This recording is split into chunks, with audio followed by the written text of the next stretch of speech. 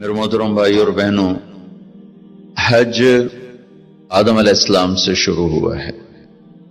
عبادات میں کوئی اجتہاد اور عقل نہیں، جیسے اللہ نے کہا ہے ویسے کرنا ہے۔ نماز اپنی عقل سے ہم معلوم نہیں کر سکتے، روزہ ہے، حج ہے۔ عبادات میں جیسے آسمان والے نے بتایا اور جیسے جناب رسول اللہ صلی اللہ علیہ وسلم نے کر کے دکھلایا، بس ہم نے وہ کرنا ہے۔ باقی چیزوں میں معاملات ہیں، زندگی کی باقی ضروریات ہیں، اس میں زمانے کے لحاظ سے سوچ بچار بھی ہے، تبدیلی بھی ہے، اجتہاد بھی ہے۔ عبادت اسے کہتے ہیں جس میں بس جو اللہ نے کہا، جو اس کے نبی نے فرمایا، کر کے دکھایا، ویسے کرنا ہے۔ ہمارے نبی پاک کا میں تھوڑا سا آپ کو مختصر خاکہ حج کا بتا دیتا ہوں۔ جناب رسول اللہ صلی اللہ تعالی علیہ وسلم نے حج کا جب اعلان فرمایا، یہ 10 ہجری، تو اطراف سے قبائل جمع ہوئے، کوئی 12,000 کا مجمع اکٹھا ہو گیا مدینہ میں۔ 25 تاریخ کو بروز ہفتہ آپ نے نماز ظہر سے پہلے غسل فرما کے 2 چادریں احرام کی نیت کے بغیر 2 چادریں باندھ، کرتا بھی اتار دیا، تہمد بھی اتار دیا۔ سحارا ایک بستی ہے جو آج کل مسقط میں آتی، وہاں سے ایک کپڑا آتا تھا، اس کی آپ نے 2 چادریں لی۔ پھر آپ نے ظہر کی نماز کے بعد اپنے پورے قافلے کو لیا، ذوالحلیفہ جس کو آج کل ابیار علی کہتے ہیں، یہاں آپ نے آ کر قیام فرمایا، اور عصر، مغرب، عشاء اور فجر اور ظہر 5 نمازیں آپ نے یہاں ادا فرمائیں۔ آپ گزر رہے تھے کہ جبریل ہے کہ یا رسول اللہ، اللہ فرما رہے ہیں یہ پاک وادی ہے، یہاں آپ قیام فرمائیں۔ ایک رات کی قیام کے بعد صبح آپ نے فجر کی نماز کے بعد غسل فرمایا، خوشبو لگائی، اپنے بالوں کو تیل لگایا، پھر شہد لگایا۔ شہد گوند کا کام دیتا ہے، چونکہ اب ننگے سر جانا تھا تو بال بڑے تھے، آپ کے شانوں تک آئے ہوئے تھے، تو آپ نے ان کو شہد لگا کے نا وہ جوڑ دیا، آپس میں جوڑ دیا۔ اور عائشہ رضی اللہ تعالیٰ نے آپ کو خوشبو لگائی۔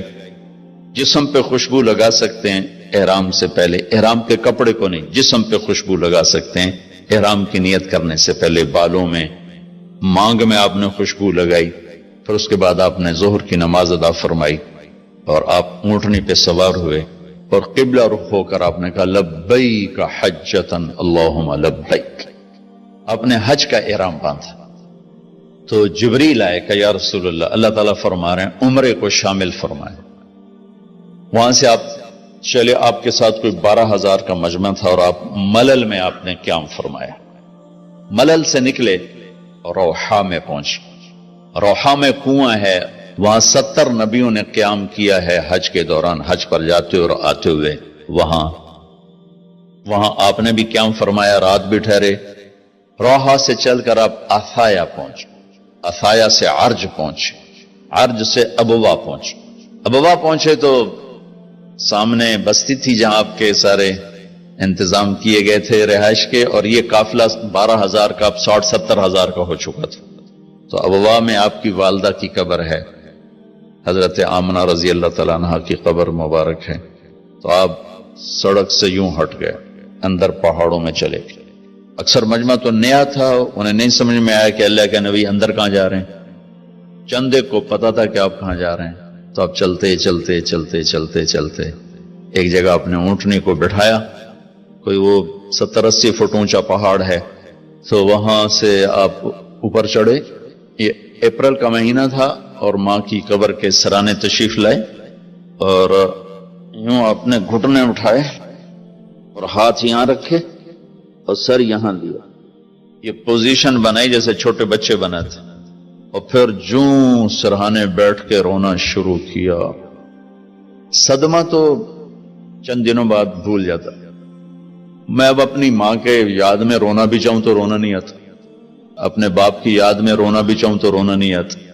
اور میرے نبی کو 57 برس گزر چکے تھے ماں کے گئے ہوئے، تو وہ 57 سال پرانا درد ابھی زخم بھرا نہیں، آپ اس پوزیشن میں بیٹھے اور اتنا روئے کہ سارا رواں آپ کا آنکھ بن کے رو رہا تھا، وہ ساری داڑھی آپ کی آنسوں سے تر ہو گئی، اور آپ نے آگے جانے سے انکار کر دیا کہ میں آج رات اپنی ماں کے پاس ٹھہروں گا۔ آپ نے رات وہیں گزاری۔ کیا رات تھی! ابواس سے چلے تو آپ عصفان پہنچے، عصفان تھے تو آپ نے کہا ابوبکر یہ کون سی جگہ ہے؟ کہا جو عصفان۔